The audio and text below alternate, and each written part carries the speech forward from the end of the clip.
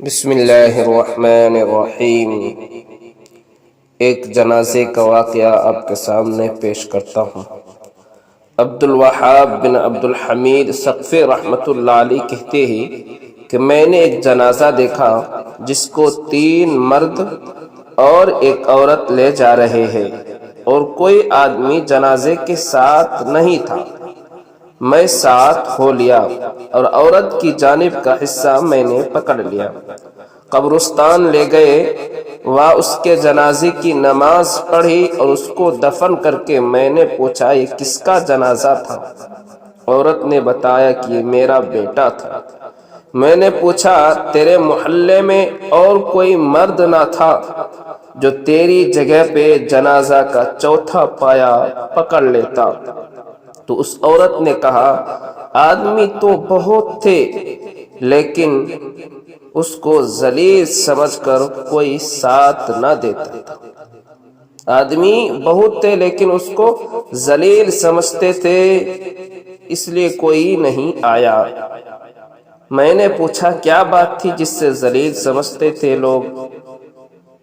تو اس کی امی نے بتایا مخنث تھا، یعنی ہجڑا، عورتوں جیسی حرکات کرنے والا تھا۔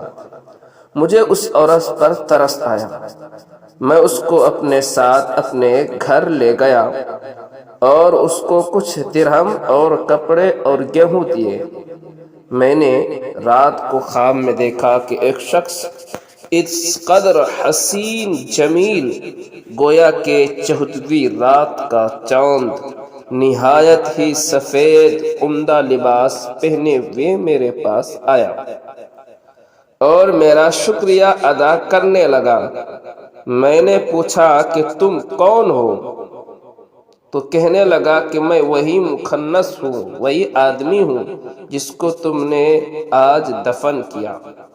مجھ پر حق تعالی شانہ نے اس وجہ سے رحمت فرما دی کہ لوگ مجھ کو ذلیل سمجھتے تھے، مجھے حقیر سمجھتے تھے۔